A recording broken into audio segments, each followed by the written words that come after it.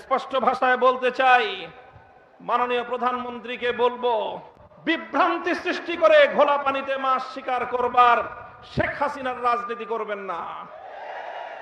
প্রধানমন্ত্রী তার বক্তব্যে বলছেন বিরোধী দল নাকি বাজেটে, জাতীয় বাজেটে মদের দাম এবং বিড়ির দাম বৃদ্ধি করে মদের উপর, বিড়ি সিগারেটের উপর অতিরিক্ত কর আরোপ করার নাকি বিরোধী দল অসন্তুষ্ট হয়েছে।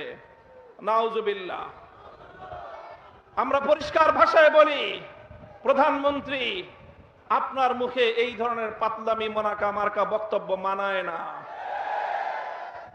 আপনি মদ সিদ্ধ করেন, আপনি জুয়া নিষিদ্ধ করেন, মাদকের সমূলে আক্র উৎপাদন করেন, বিরোধী দল আমরা আপনাকে সব ধরনের সহযোগিতা প্রদান করব।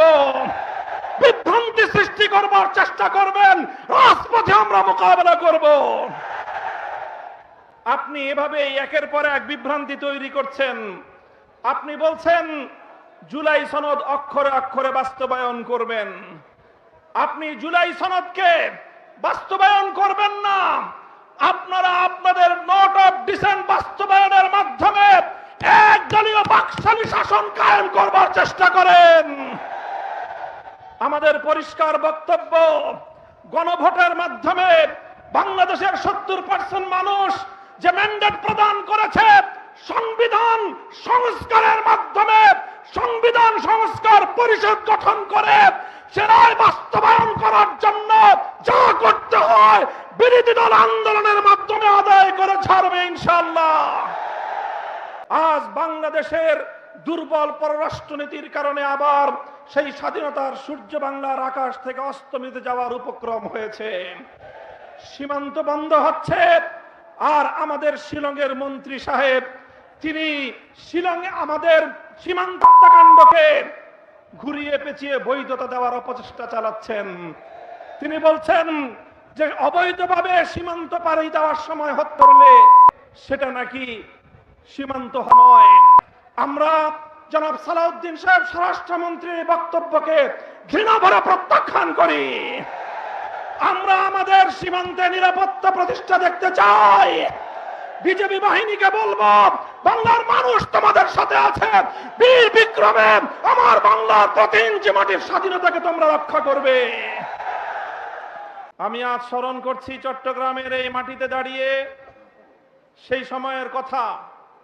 2020 সালে ফ্যাসিবাদী শক্তির দোসর এই চট্টগ্রামের অবৈধ দখলদার নওফেল বাহিনী আলেম সমাজকে চট্টগ্রামের মাটিতে অবাঞ্ছিত ঘোষণা করবার পায়তারা চালিয়েছিল। বিনিময়ে আজ বাংলাদেশ থেকে আল্লাহ পাক রব্বুল আলামিন সেই অপশক্তিকে উৎখাত করে দিয়েছেন। চট্টগ্রামের প্রাণ কেন্দ্রে আজকে আল্লাহু আকবরের ধ্বনি প্রতিধ্বনিত হচ্ছে। যারা এভাবে সত্যের সঙ্গে পাঞ্জা লড়বার চেষ্টা করবে, এভাবে এই জমিন থেকে তারা উৎখাত হয়ে যাবে ইনশাআল্লাহ। আমি স্মরণ করছি এই চট্টগ্রামের মাটি থেকে আল্লাহর পয়গম্বরের ইজ্জতের হেফাজতের যে আজান উচ্চারিত হয়েছিল শাইখুল ইসলাম আল্লামা শাহ আহমদ শফির কণ্ঠে 2013 সালের শাপলা চত্বরে বাংলার দামাল সন্তানেরা রক্ত দিয়ে ফ্যাসিবাদের বিরুদ্ধে সংগ্রামের ভিত রচনা করেছিল।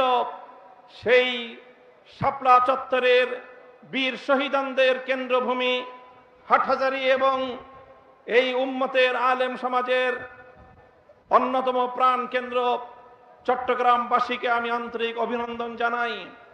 সেই সাথে আজকে বাংলাদেশ সরকারকে আমি উদাত্ত আহ্বান জানাই। 2026-27 সালের জাতীয় বাজেটে আমাদের অনেক সমালোচনা আছে। আমরা আমাদের সমালোচনাগুলোকে যথাযথ যৌক্তিক ভাষায় সংসদে এবং রাজপথে আমরা উত্থাপন করছি এবং করেই যাব। আমরা যৌক্তিক ভাষায় আমাদের কথা বলবো, আপনাদের ভালো কাজগুলোকে আমরা সমর্থন দেব এবং তার প্রশংসা করব। 2024-এর জুলাই বিপ্লবের বীর শহীদ পরিবারগুলোকে এই বাজেটে সম্মাননা জানানো হয়েছে এবং শহীদ পরিবারদেরকে প্রতি মাসে সম্মানী ভাতা প্রদান করবার সিদ্ধান্ত গ্রহণ করা হয়েছে। এই সিদ্ধান্তকে আমি স্বাগত জানাই এবং সরকারকে সেজন্য ধন্যবাদ জানাই। তবে সেই সাথে বলতে চাই, 2024-এর বিপ্লবের ভিত রচিত হয়েছিল, পাটাতন রচিত হয়েছিল 2013 সালের শাপলা চত্বরে। সেই শাপলার বীর শহীদ পরিবারদেরকেও একই সঙ্গে রাষ্ট্রীয় সম্মাননা এবং স্বীকৃতির জোর দাবি জানাচ্ছি। যদি আপনারা সেটা করতে ব্যর্থ হন, তাহলে প্রমাণ হবে আপনারা প্রকৃত অর্থে ইসলাম, মুসলমান এবং মদিনার ইসলামের যে কথা বলেন, ধোঁকাবাজি ছাড়া আর কিছুই নয়।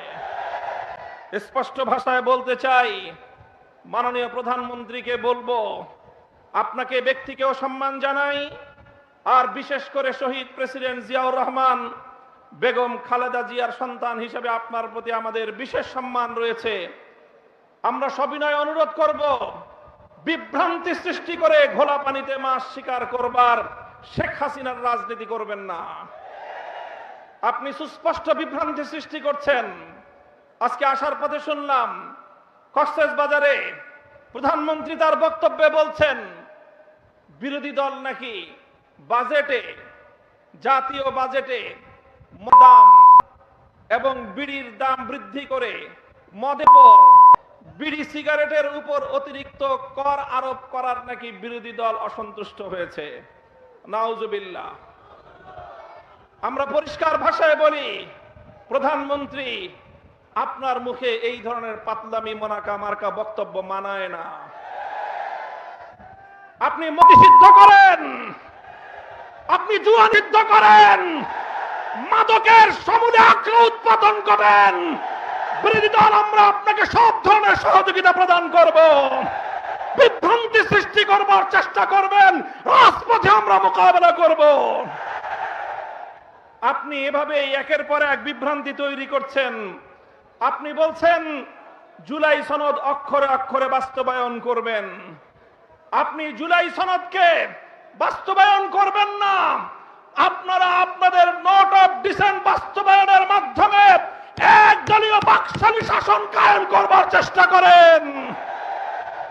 আমাদের পরিষ্কার বক্তব্য, গণভোটের মাধ্যমে বাংলাদেশের 70% মানুষ যে ম্যান্ডেট প্রদান করেছে, সংবিধান সংস্কারের মাধ্যমে সংবিধান সংস্কার পরিষদ গঠন করে সে রায় বাস্তবায়ন করার জন্য যা করতে হয় বিরোধী দল আন্দোলনের মাধ্যমে আদায় করে ছাড়বে ইনশাআল্লাহ। সংগ্রামী সাথী ও বন্ধুগণ, আমার সর্বশেষ বক্তব্যের পয়েন্ট হলো, যে আধিপত্যবাদের বিরুদ্ধে, যে দিল্লির দাসত্ব এবং গোলামীর শৃঙ্খলকে ভেঙে 2024 সালের জুলাই যোদ্ধারা বাংলার মাটিতে নতুন স্বাধীনতার সূর্য ছিনিয়ে এনেছে, আজ বাংলাদেশের দুর্বল পররাষ্ট্রনীতির কারণে আবার সেই স্বাধীনতার সূর্য বাংলার আকাশ থেকে অস্তমিত যাওয়ার উপক্রম হয়েছে। সীমান্ত বন্ধ হচ্ছে, আর আমাদের শিলংয়ের মন্ত্রী সাহেব, তিনি শিলংয়ে আমাদের সীমান্তে হত্যাকাণ্ডকে ঘুরিয়ে পেঁচিয়ে বৈধতা দেওয়ার অপচেষ্টা চালাচ্ছেন। তিনি বলছেন যে অবৈধভাবে সীমান্ত পাড়ি দেওয়ার সময় হত্যা করলে সেটা নাকি সীমান্ত হত্যা নয়। আমরা জনাব সালাউদ্দিন সাহেব স্বরাষ্ট্রমন্ত্রীর বক্তব্যকে ঘৃণা ভরে প্রত্যাখ্যান করি। আমরা আমাদের সীমান্তে নিরাপত্তা প্রতিষ্ঠা দেখতে চাই। বিজেপি বাহিনীকে বলবো, বাংলার মানুষ তোমাদের সাথে আছে, বীর বিক্রমে আমার বাংলার প্রতি ইঞ্চি মাটির স্বাধীনতাকে তোমরা রক্ষা করবে। আমার সর্বশেষ বক্তব্য, আপনারা দেখেছেন সাম্প্রতিক বাংলাদেশের জন্য ভারতীয় আধিপত্যবাদ প্রতিষ্ঠার সর্বশেষ এজেন্ডা হিসেবে বিজেপির একজন রাজনৈতিক ব্যক্তিত্বকে বাংলাদেশে তাদের কূটনীতিক হিসাবে প্রেরণ করা হয়েছে। তিনি বাংলাদেশে এসে 140 কোটি আর বাংলাদেশের 20 কোটি মিলিয়ে 160 কোটির এক আকাশ আর এক বাতাসের গান গেয়েছেন। গল্প মনে পড়ে যায়, ছোটকালে আমরা পড়েছিলাম, কুকুর এসে, শৃগাল এসে মোরগের সাথে বন্ধুত্ব পাতাতে চায়। বলে শৃগাল মোরগকে বলে, এসো আমরা দুইজন উজু করে নামাজ পড়ি। উজু করে নামাজ পড়ার বাহানায় শ্রীগাল মোরগকে ভক্ষণ করবে, এই হলো তার প্রত্যাশা। মোরগও চালাক, বলে যে ঠিক আছে আপনি উজু করেন, আমি গাছের ডালে উঠে আজান দেই। মোরগ যখন আজান দিয়েছে, মোরগের আজানের ডাক শুনে কুকুর আসতেছে। এবার শ্রীগাল পালায়, বলে যে ইমাম সাহেব নামাজ পড়বেন না? কয় না, আমার উজু ছুটে গেছে, আমি উজু করে আসি। আসেন, 140 কোটি আর 120 কোটির শুধু খাদির নয়, অখণ্ড ভারত প্রতিষ্ঠার আপনাদের স্বপ্নকে আমরা দিবা স্বপ্নে পরিণত করে দেব। কেন শুধু ভারত আর বাংলাদেশের খাতির মরতে চান? আমরা বলতে চাই, সেই মুসলিম শাসন আমলের আফগানিস্তান থেকে শুরু করে পাকিস্তান সহ, কাশ্মীর সহ, স্বাধীন বাংলাদেশ সহ গোটা উপমহাদেশ জুড়ে যদি আমাদের বাংলাদেশের স্বাধীনতার উপর হস্তক্ষেপ করতে চান, যদি মুসলমানদের স্বার্থকে যদি আপনারা গিলে খাওয়ার চেষ্টা করেন, গোটা উপমহাদেশ জুড়ে মুসলিম জাগরণ হবে, ভারত ভেঙে খান খান হয়ে যাবে। ইনশাআল্লাহ বাংলাদেশের স্বাধীনতা অক্ষুণ্ণ থাকবে। বাংলাদেশের স্বাধীনতার উপর যদি, সার্বভৌমত্বের উপর যদি কোনো আঘাত আসতে চায়, সে হাত আমরা ভেঙ্গে গুড়িয়ে দেব ইনশাআল্লাহ। বাংলাদেশের স্বাধীনতার অতন্দ্র প্রহরী হিসাবে দেশের স্বাধীনতা রক্ষা করার জন্য এবং 24 জুলাই বিপ্লবের ভিত্তিতে 47, 71, 24 চেতনার ভিত্তিতে আগামীর বাংলাদেশ গড়বার চলমান সংগ্রাম ইনশাআল্লাহ গন্তব্যে পৌঁছা পর্যন্ত রাজপথে থেকে আন্দোলন করতে প্রস্তুত থাকবেন তো? নাসরুম মিনাল্লাহি ওয়া ফাতহুন করিব। আসসালামু আলাইকুম ওয়া রাহমাতুল্লাহ।